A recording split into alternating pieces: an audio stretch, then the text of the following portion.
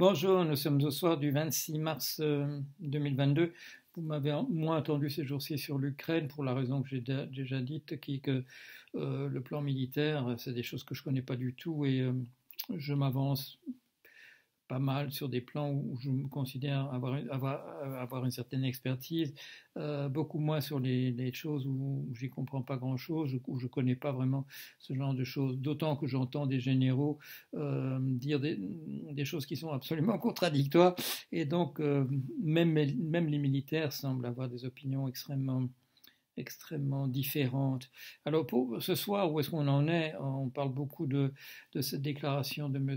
Biden en Pologne, où il parle de...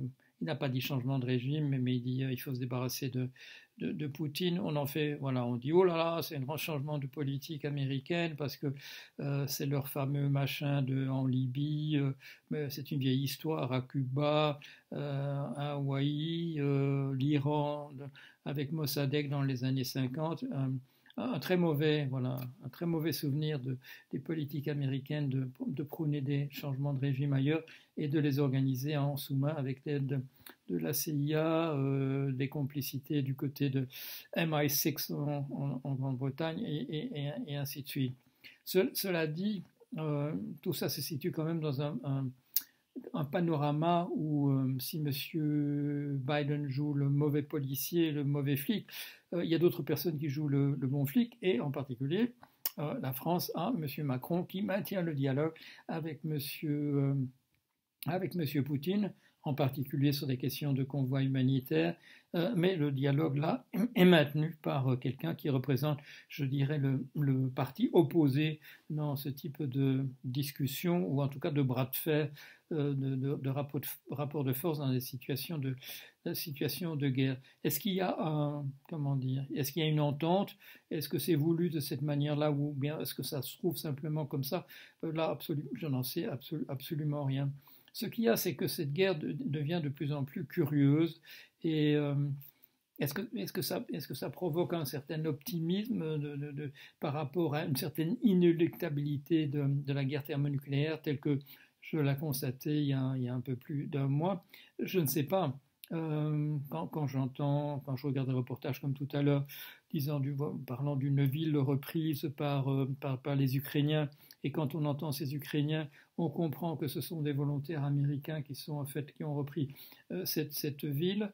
Quand je regarde tout à l'heure un machin, c'est une ville qui a été prise par les Russes, et où les Russes, après plusieurs jours de tenter de disperser les manifestations, ont fini par jeter l'éponge et ont libéré le maire qui était otage, et ont demandé simplement que le maire fasse la collecte des armes qui se trouvent dans la ville en échange de quitter le terrain, en autorisant quand même cependant, bien entendu, les chasseurs de garder leurs fusils.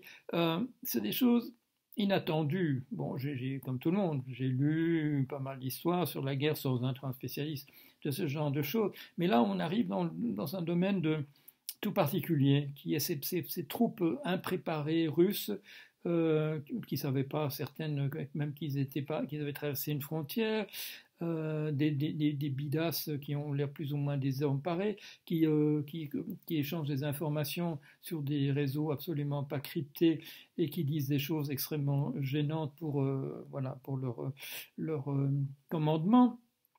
À propos de commandement, un commandant qui apparemment est renversé délibérément par un char conduit par un de ses lieutenants dans une sorte de pseudo-mutinerie.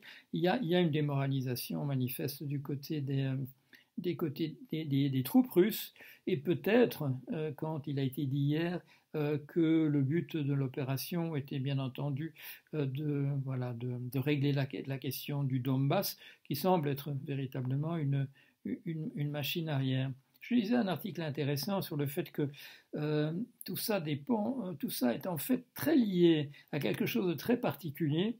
Le fait que M. Zelensky, le président de la République ukrainienne, est producteur. Il n'est pas seulement acteur, il est acteur, bien entendu, il joue dans des séries, mais il est aussi producteur, et qu'il a fait monter au premier rang comme étant son équipe, l'équipe de ses producteurs. et qu'en particulier, donc, il y a ces déclarations sont très très organisées sur un mode de communication par des spécialistes, et que sa politique entière semble être discutée essentiellement par des producteurs de télévision. Là aussi, il y a un élément qui est entièrement neuf. Comme je vous le dis, est-ce qu'il s'agit d'un facteur qu'on peut considérer comme un élément d'optimisme? Oui, je dirais d'une certaine manière, par rapport à ce qui me semblait, à moi, voilà, dans mes vidéos il y a un mois ou même un peu plus, comme une sorte d'inéluctabilité dans la montée vers une guerre thermonucléaire. Alors, ça ne veut pas dire que ça n'aura pas lieu, bien entendu, et en particulier hier, un ministre russe nous dit rappelle que la Russie considère qu'elle a un droit de préemption et qu'elle n'a jamais dit qu'elle n'utiliserait l'arme nucléaire dans un cadre de représailles, etc. Tout ça, évidemment, est très très dangereux.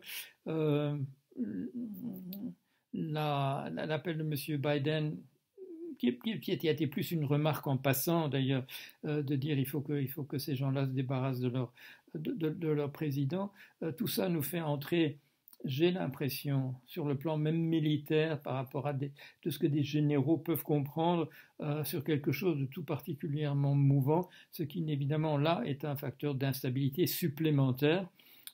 Déjà que ce n'est pas évident quand on a affaire à une guerre classique se déroulant sur un schéma classique, et là on est dans l'absolument, je dirais, parfois même dans le délirant.